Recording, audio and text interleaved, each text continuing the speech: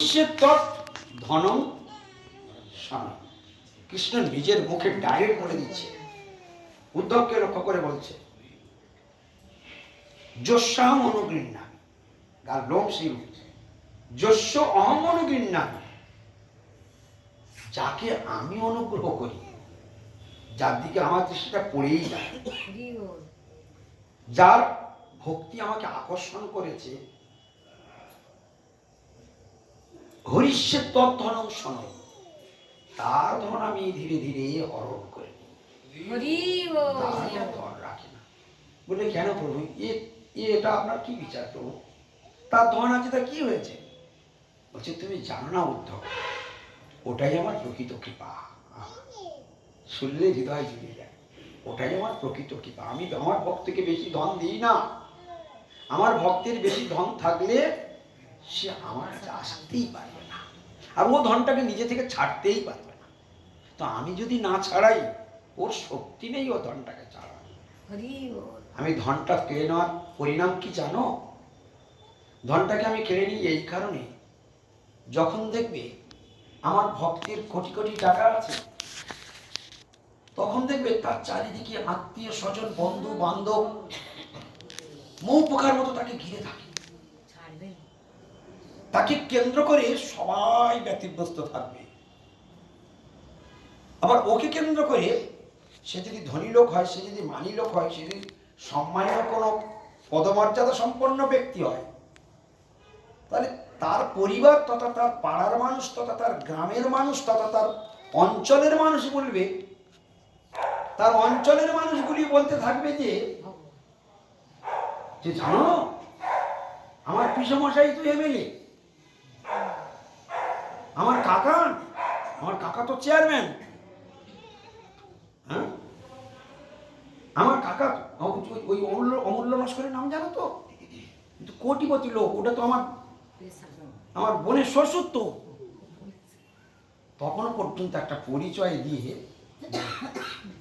কিন্তু ওই অমূল্য নস্কর যদি রিক্সা চালিয়ে খায়, তখন আর বলবে না আমার কাকা।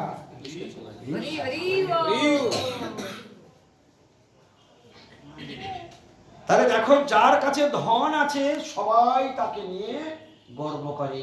যেদিন ভগবান বললেন জানো তো উদ্ধব, যেদিন আমি ধনগুলো একের পর এক সরিয়ে ফেলবো, দেখবি আস্তে আস্তে আস্তে সবাই ওর কাছ থেকে সরে পালিয়ে যাবে, সবাই পালিয়ে যাবে। আর সেদিন ও সকলের প্রতি মন দিয়ে ভালোবাসতো, সকলকে আদর করত। ও তখন চিনতে পারবে, ও তাহলে যখন আমার ধন ছিল তখন সবাই আমার কাছে ছিল, আজ আমার ধন নেই, সবাই আমাকে পালিয়ে গেল, আমাকে ছেড়ে পালিয়ে গেল। প্রভু এখন বুঝেছি, প্রভু তুমি একমাত্র আমার আপন, প্রভু তুমি আমার একমাত্র। এই হলো ভগবান। কে বুঝবে ভগবানের ইচ্ছা, ভগবানের গতি প্রকৃতি, ভগবানের স্বভাব বড় গুরুগম্ভীর। ভগবানের স্বভাব বড় গুরুগম্ভীর, বড় সুন্দর ভগবানের চরিত্র। ভগবানের চরিত্র কেন আমরা বলা কওয়া করি? ভক্তের চরিত্র আর ভগবানের চরিত্র দুই তো নির্মল থেকে নির্মল। এই দুই চরিত্র নিয়েই তো ভাগবত। ভাগবতে আছে কি? ভাগবত রূপী ভগবান, স্বয়ং ভাগবত রূপী ভগবান জগতে আবির্ভূত হয়েছেন আমাদের জন্য। অন্যান্য শাস্ত্রের শাস্ত্রাব্দী পীযুষ, সর্বশাস্ত্রাব্দী পীযুষ, সর্ববেদৈক সৎফল, সমস্ত বেদের সার শ্রীমদ্ ভাগবত, সমস্ত শাস্ত্রের সার শ্রীমদ্ ভাগবত। আর সেই শ্রীমদ্ ভাগবতমে প্রায় 260-65 খানা লীলা বাছাই করা হয়েছে। ওর মধ্যেই রয়েছে অনন্ত লীলার নিদর্শন, সমস্ত লীলার সার রয়েছে ওখানে। এক একটা লীলা, তার থেকে কি আছে ওই লীলার মধ্যে? ভক্ত চরিত্র, ভগবানের চরিত্র, ভক্ত চরিত্র, ভগবানের চরিত্র। ভগবান এ সংসারে যখন কারো ধন ফুরিয়ে যায়, তখন সবাই তাকে ছেড়ে চলে যায়। যখন দেখবে কারো রূপ আছে না, সবাই তার দিকে তাকিয়ে থাকে। যখন দেখবে তার রূপটা নষ্ট হয়ে গিয়েছে, তখন তার দিকে আর কেউ তাকায় না। কথা সত্য না? যখন রূপ থাকে সবাই তাকায়, সবাই ড্যাম ড্যাম করে তাকিয়ে থাকে, সবাই দেখতে থাকে কি ভালো, কি কি সুন্দর, কি সুন্দর।